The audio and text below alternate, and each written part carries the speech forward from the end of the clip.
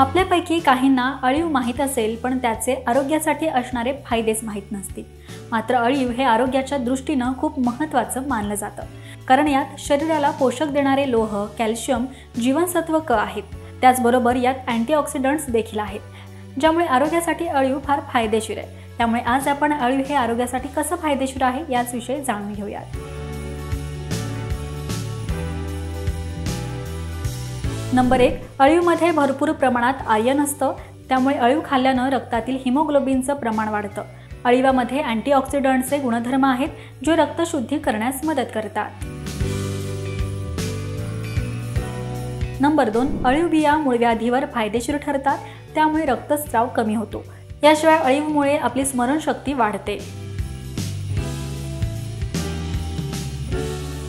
Number 3, अळीवमध्ये लोह मुबलक प्रमाणात आढळतं।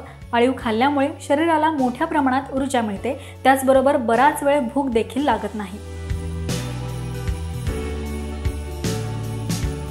नंबर 4, अळीवच्या बियांचं सेवन केल्यास हाडे मजबूत होतात, त्याचबरोबर स्नायू बळकटही होतात। याशिवाय अळीव खाल्ल्यानं ॲनिमियाची समस्या दूर होते। नंबर 5, अळीवच्या बियांचं सेवन केसांच्या आरोग्यासाठी खूप फायदेशीर ठरतं। अळीवमुळे केसांची वाढ चांगली होते आणि केस तुटत नाहीत, त्याचबरोबर केसांमधील कोंडा सुद्धा कमी होतो। नंबर 6, अळीवच्या सेवनामुळे त्वचेवरील काळे डाग, सुरकुत्या कमी होतात, त्याचबरोबर त्वचा निरोगी आणि चमकदार राहते। याशिवाय अळीवचं पाणी त्वचेच्या आरोग्यासाठी देखील उत्तम मानलं जातं।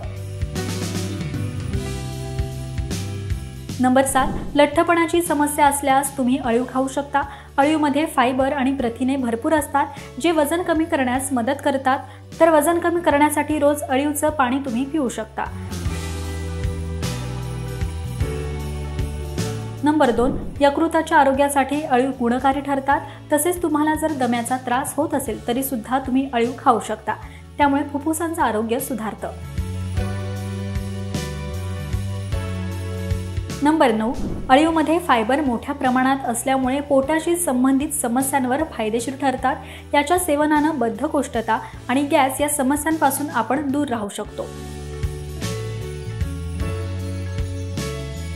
नंबर 10, लहान मुलांना कोरडा खोकला होत असल्यास अळीव रामबाण उपाय आहे। बाळंतिणीला दूध वाढवण्यासाठी अळीवाचे लाडू फायदेशीर ठरतात।